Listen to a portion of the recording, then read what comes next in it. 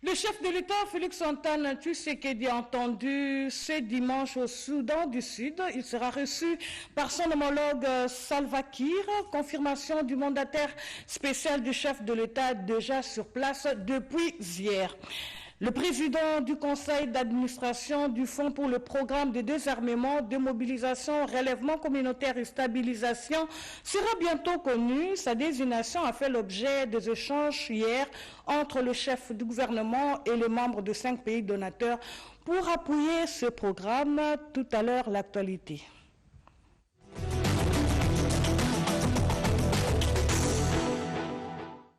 Mesdames et messieurs, bonjour et bienvenue à ce journal magazine sur la télévision nationale. La 52e réunion du Conseil des ministres a vécu le vendredi dernier en distanciel et c'est le chef de l'État, Félix-Antoine Tshisekedi, qui l'a présidé. Plusieurs points étaient inscrits à l'ordre du jour. Le compte-rendu a été fait tout naturellement par le porte-parole du gouvernement et ministre de la Communication et Médias, Patrick Mouyaya. Suivons ensemble vous et moi. Compte rendu de la 52e réunion du Conseil des ministres. Le président de la République, chef de l'État, Félix-Antoine Tshisekedi Tshilombo, a présidé ce vendredi 6 mai 2022 par visioconférence la 52e réunion du Conseil des ministres. 5 points étaient inscrits à l'ordre du jour, à savoir 1.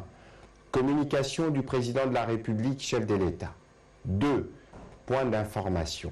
3. Approbation d'un relevé des décisions du Conseil des ministres. 4. Examen des dossiers. Et 5. Enfin, examen et adoption de projets de texte.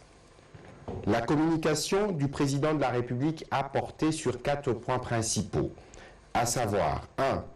De la nécessité de la création d'une unité de toxicovigilance au sein du Centre national de pharmacovigilance. Le président de la République, chef de l'État, a rappelé à l'intention du Conseil que les intoxications accidentelles dues aux espèces végétales et animales vénéneuses entraînent de milliers de décès et la perte de millions d'hommes et de femmes en bonne santé et qui constituent de ces faits un problème de santé publique. Notre pays n'échappe pas à cette réalité du fait qu'il regorge plusieurs espèces de plantes vénéneuses, des toxiques d'origine animale ainsi que de minerais dont les conditions d'exploitation exposent les populations aux effets tératogènes. Pour ce faire, il y a urgence de mettre sur pied une unité toxicovigilance qui aura pour mission de surveiller, prévenir, former et informer. Le président de la République a chargé le ministre de la Santé, Hygiène et Prévention de prendre les dispositions appropriées pour accélérer la mise en œuvre de ce projet. Le deuxième point de la communication du président de la République a porté sur le nettoyage du fichier des agents et fonctionnaires de l'État. Le président de la République a exprimé sa satisfaction de voir les agents et fonctionnaires de l'État bénéficier d'une augmentation de 30% sur leur salaire de base et du rabattement du taux de l'impôt professionnel sur le revenu hyper de 15 à 3%. Le président de la République a encouragé le gouvernement à poursuivre les efforts entrepris dans l'amélioration de la situation sociale de fonctionnaires et a invité instamment le vice-premier ministre, ministre de la fonction publique, modernisation de l'administration et innovation du service public, ainsi que le ministre d'État, ministre du budget, de finaliser dans un délai raisonnable les nettoyages du fichier des références des agents et fonctionnaires de l'État afin de maîtriser les effectifs et les gérer de manière efficiente. Notables de la province du Sud Kivu restent préoccupés par la situation sécuritaire et socio-économique ainsi que la concrétisation du programme de développement de 145 territoires initié par le gouvernement de la République. Ils ont pour ce faire rencontré le président du Sénat, Modeste Batulukwebo, les a rassurés de son implication personnelle pour répondre à leurs desiderata. Les députés nationaux, les sénateurs ainsi que les notables d'Ouvira dans la province du Sud Kivu étaient le vendredi dernier à la Chambre haute du Parlement où ils ont été reçus par le président du Sénat, Modeste Batulukwebo. Au centre de leurs échanges, la situation sécuritaire et les questions socio-économiques du territoire d'Ouvira. La délégation qui était conduite par le député national Martin Bitujula a demandé au speaker du Sénat de veiller sur la concrétisation de l'ambitieux programme du chef de l'État Félix Antoine Tshisekedi Tshilombo relatif au développement des 145 territoires que compte la RDC. Selon cet élu du Sud Kivu, pour le territoire d'Uvira, la priorité reste la construction de la route Bukavu-Uvira-Fizi. D'après le sénateur Mapendi, porte-parole de la délégation, Modeste Bahati-Lukobo a été très attentif à leur plaidoyer et leur a promis de s'impliquer personnellement.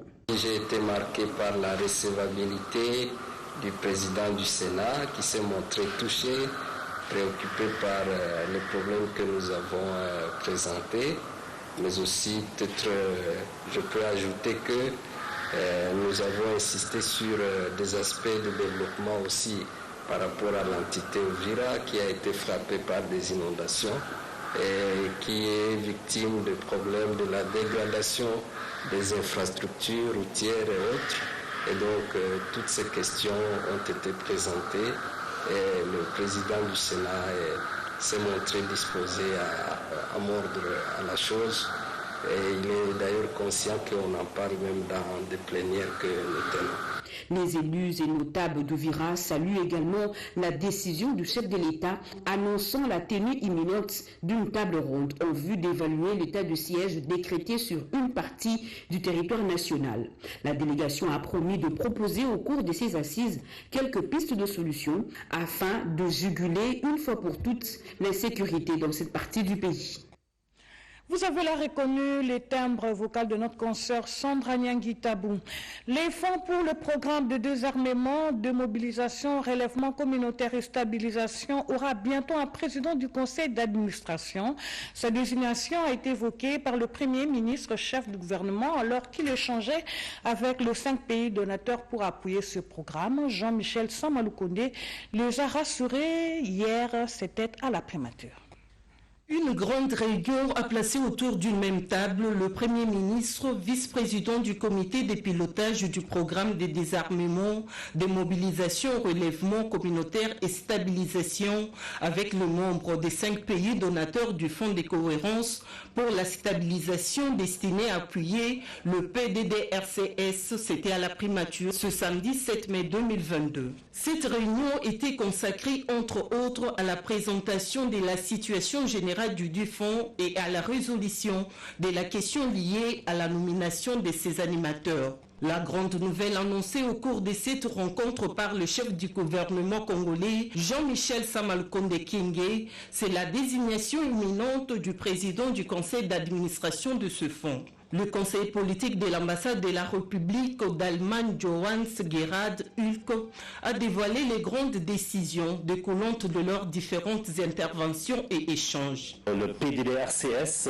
pour nous tous, c'est la chose la plus importante pour opérationnaliser maintenant le désarmement, la démobilisation et la réinsertion sociale dans l'Est de la République. Aujourd'hui, c'était une réunion au plan politique. C'était les ambassadeurs ou représentants diplomatiques des Pays-Bas, de la Norvège, de la Suède, du Royaume-Uni et moi-même. Nous sommes les principaux bailleurs de ce fonds et nous avons appris ces changements institutionnels ont été mis en place. Et non, avec ça, les enjeux, ce sont les choses plus opérationnelles qu'on va discuter très rapidement. Le coordonnateur du programme PDDRCS, Tomi Tambwe Ushindi, s'est dit satisfait de la solution du chef du gouvernement au problème de la coprésidence du conseil d'administration de ce fonds au niveau national.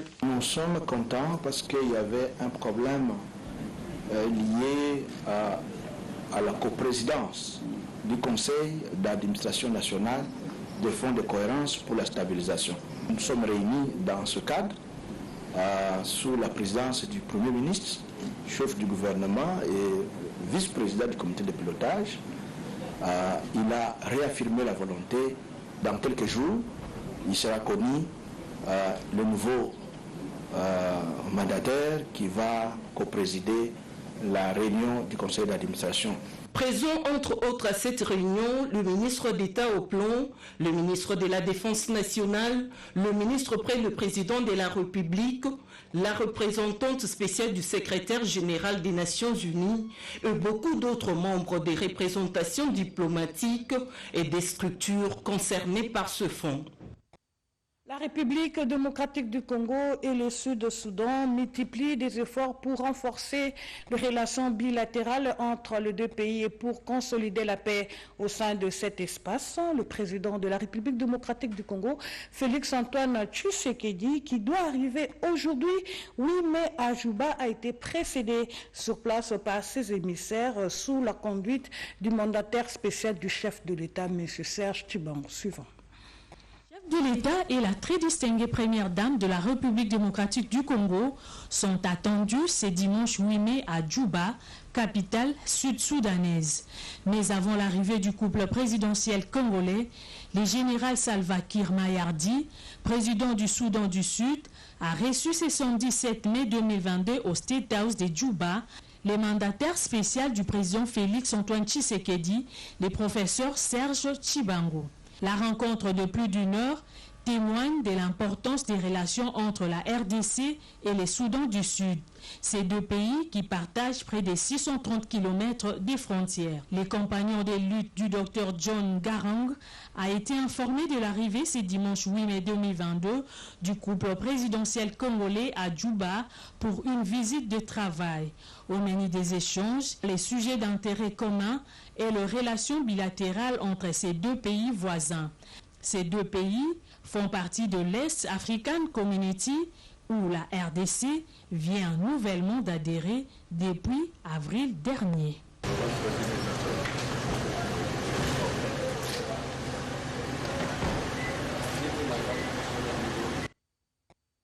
Revenons à Kinshasa au chapitre de la défense. L'on nous apprend qu'il y a eu remise officielle des hélicoptères. Le détail dans cet élément de reportage. Loué au sol depuis 2014, cet hélicoptère Mi-24 9 Tango Hôtel Mike II vient d'être remis en état par la société Agemira SRAL. Le ministre de la Défense nationale et des anciens combattants, Gilbert Kabanda Kourenga, a assisté au vol des démonstrations de cet hélicoptère en présence du chef d'état-major général des FARDC, le général Célestin Bala-Moussinse, à la plateforme mythique de la base aérienne de Ndolo. Le chef d'état-major de la base aérienne, le général-major Diasuka Maurice, a fait savoir que cette remise en état a permis à certains de nos techniciens d'acquérir une connaissance en la matière. Pour le ministre de la Défense nationale, ce vol expérimental prouve à suffisance que nous avons besoin des hommes compétents pouvant assurer le suivi logistique et d'entretien de ces engins volants. Ces hélicoptères qui sont ici, il y en a une dizaine, sont non servicibles pour les brigands, ce qui signifie que le suivi logistique, le suivi d'entretien n'a pas été mis en place, ce qui est une faute en matière d'acquisition des équipements. La société Agemira est spécialisée dans la remise en état, la maintenance, la révision, l'exploitation opérationnelle et la formation pour tout ce qui concerne les hélicoptères et avions russes. La force aérienne congolaise a été créée depuis le 19 juillet 1962. Restant toujours au chapitre de la défense, pour vous apprendre que le chef d'état-major de FARDC, Célestin Bala, a procédé au lancement des activités du démarrage du système informatique de gestion des ressources matérielles de forces armées au corps logistique de Kinshasa.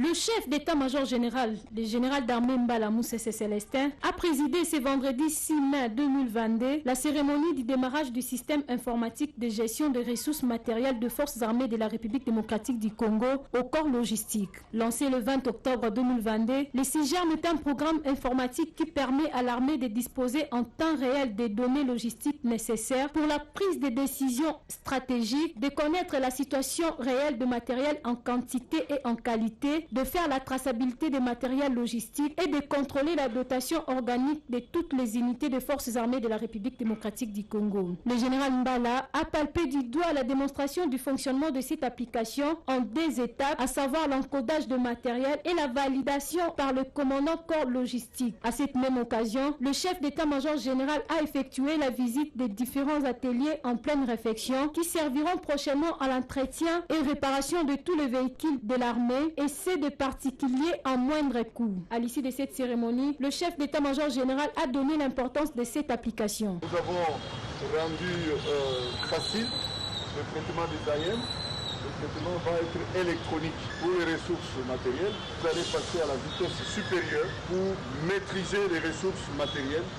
N'importe quelle ressource, on doit savoir comment elle est entrée, comment elle est gérée et comment elle va se détériorer, soit aller au déclassement, soit aller au renouvellement.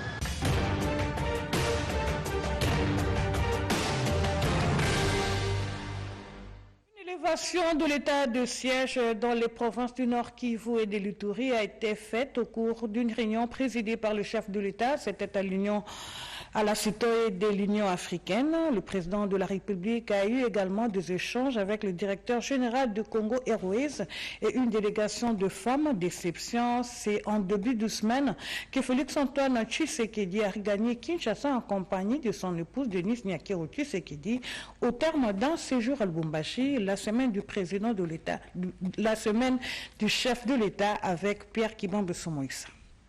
Fin le lundi 2 mai de la visite au travail du président de la République Félix Antoine Tshisekedi Tshilombo à Lubumbashi.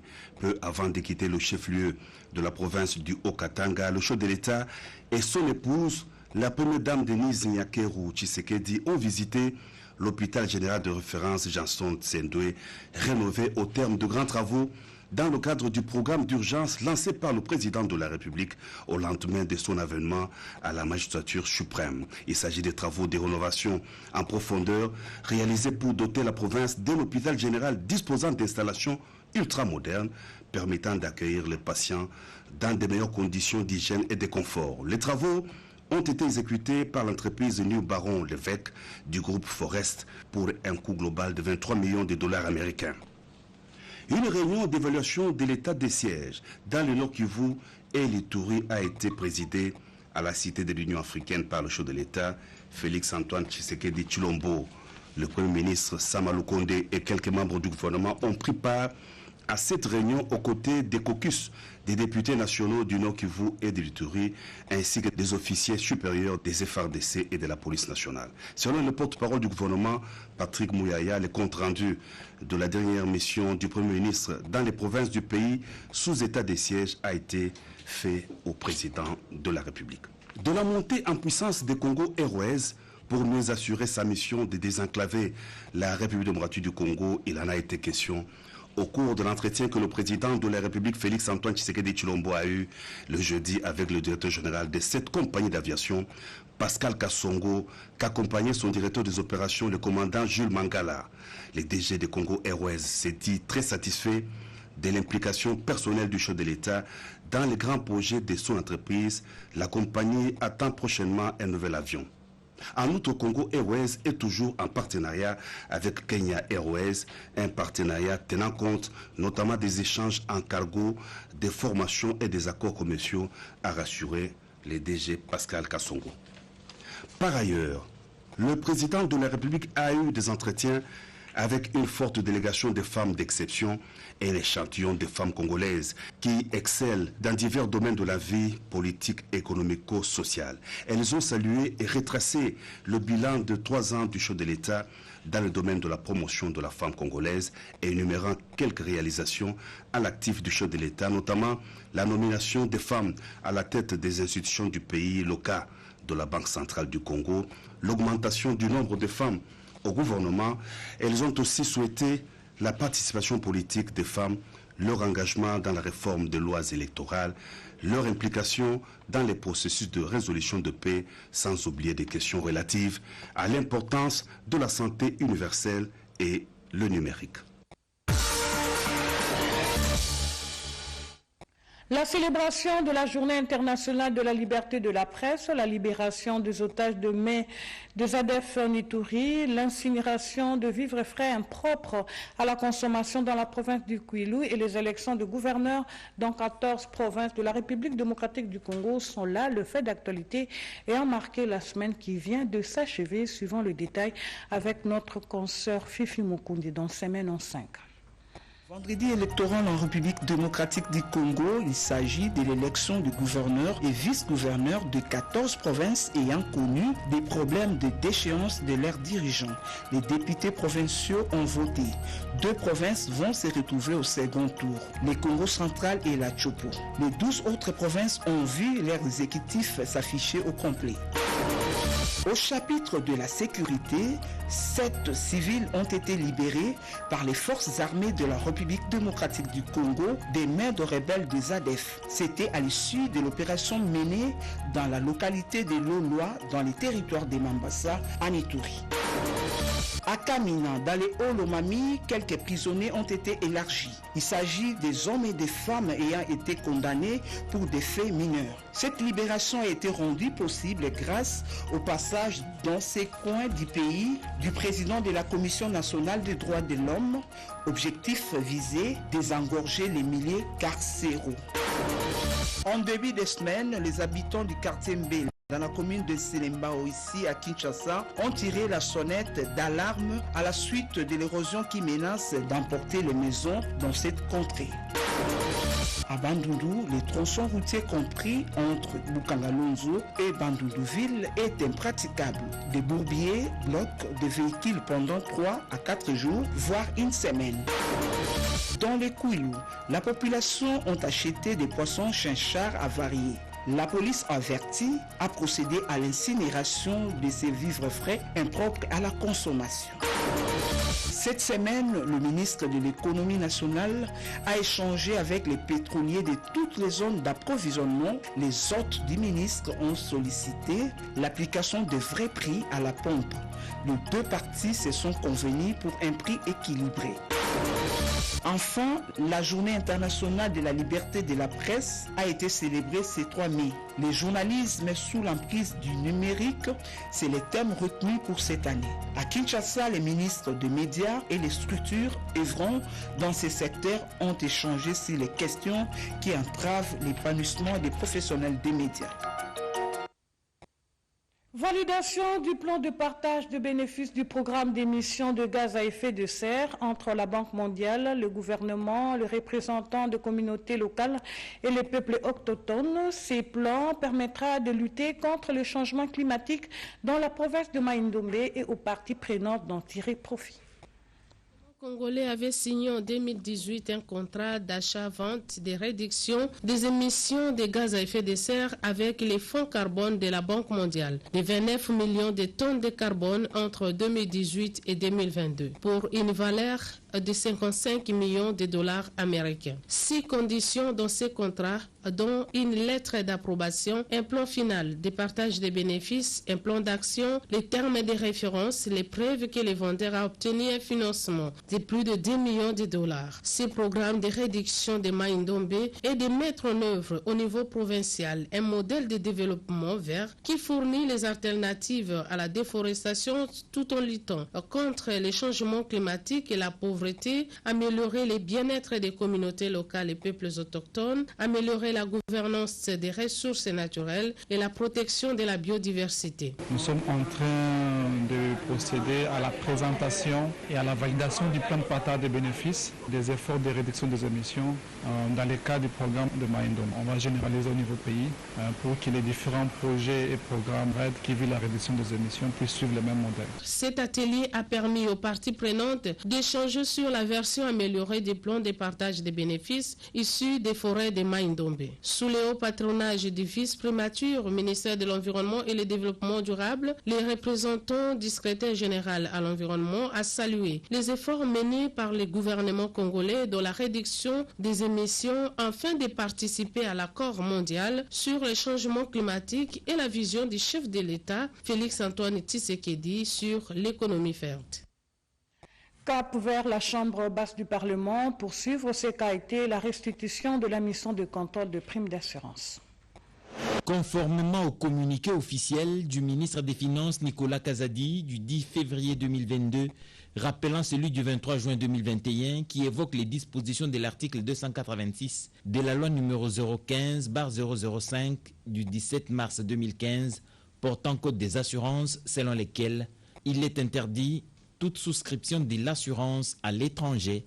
L'autorité de régulation et de contrôle des assurances, ARCA en sigle, s'active sur les terrains pour traquer les récalcitrants. Elle peut en cela compter sur l'Assemblée nationale. L'honorable Kayumba, qui conduisait une forte délégation des députés nationaux chez les miniers du Katanga pour s'assurer que la loi sur les codes miniers est respectée, était cette fois au siège de l'autorité de régulation et de contrôle des assurances, ARCA en sigle, pour partager avec le directeur général Alain Kaninda sur les possibilités d'agir ensemble au profit du trésor public. Il est question que nous puissions encore une fois travailler ensemble avec ARCA parce que vous savez, l'Assemblée nationale qui est la chambre basse va apporter un soutien pour que ARCA puisse bien entendu faire son travail qu'elle a toujours fait depuis quelques années. Encore une fois, je voudrais adresser mes vifs remerciements à la délégation des parlementaires qui se sont rendus dans le Katanga, qui ont mené une mission qui a un impact positif pour le secteur des assurances parce que c'est une plus grande sensibilisation et les opérateurs qui ne comprenaient pas qu'il est important de respecter la loi réalisent aujourd'hui que c'est une question cruciale pour le développement du pays, pour l'économie du pays. L'ARCA qui se propose de mener une mission de sensibilisation sur l'ensemble du territoire national a besoin du concours de tous pour atteindre les objectifs qui sont les siens. Dans ce reportage que nous allons vous proposer tout à l'heure, suivant ce qu'a été la sensibilisation de femmes et de jeunes sur la paix. Quelques jours après avoir sensibilisé dans la commune de Barumbo, les femmes membres de la Ronde pour la paix ont échangé avec les jeunes et les femmes leaders de la commune de Kinshasa sur les valeurs de paix et de justice, lesquelles valeurs doivent être opposables à tous pour faire respecter les règles de la vie, a martelé Léonie Kandolo devant cette assistance. Pour sa part, l'experte en genre Faïda Mwangilwa a souligné l'implication de chaque membre de la communauté aux efforts de restauration de la paix. C'est parmi les obligations citoyennes, a-t-elle martelé, tout en utilisant une méthode participative où les réponses étaient données en plénière. Selon Faïda Mwangilwa, vivre en commun dans la justice est une grande valeur pour une nation qui se veut prospère. La population de la RDC, particulièrement de Kinshasa, a besoin de ce genre d'espace d'échange pour discuter sans embâche des questions prioritaires pour un changement positif de mentalité. Écho de partis politiques pour finir, le jeune membre de Force du Progrès de l'UDPS et autres jeunes du parti alliés étaient à l'école de formation sur les techniques de communication et la conservation du pouvoir. Les techniques de marketing politique et les principes de la conservation du pouvoir étaient au cœur de ce séminaire de mise à niveau des jeunes des forces du progrès de l'IDPS et ceux des partis alliés à l'IDPS. Les coordonnateurs de Fati Action 2023, Patrick Onoya, s'est penché sur le marketing politique et la stratégie communicationnelle de vulgarisation des actions du chef de l'État Félix Antoine Tshisekedi Tshilombo. Et la bataille politique est avant tout une bataille communicationnelle. C'est ainsi que l'UDPS et alliés doivent s'armer sur la bataille communicationnelle. Pour soutenir cette bataille communicationnelle, en particulier sur les actions du chef de l'État, nous avons produit les 25 actions clés du chef de l'État. Nous avons un recueil qui peut servir de support pour parler de ce qu'a fait le chef de l'État pendant les 3 ans. Pour ces jeunes leaders, Patrick Onoya, la tenue des élections en 2023 s'avère importante. Les contraires fera l'élite des contestations et des désordres politiques. Le report d'une bataille est à l'avantage du camp ennemi. Et que, à partir du moment où on se rend compte de l'imminence d'une bataille, tôt ou tard, il est important de pouvoir commencer à se préparer à la bataille. Nous savons que le chef de l'État, pour aller à la bataille de 2023, compte sur le programme de développement local des 145 territoires. C'était aussi l'occasion pour lui d'annoncer la publication d'un recueil qui explique les projets de développement à la base des 145 territoires, intitulé « Comprendre les projets des 145 territoires en 5 minutes ».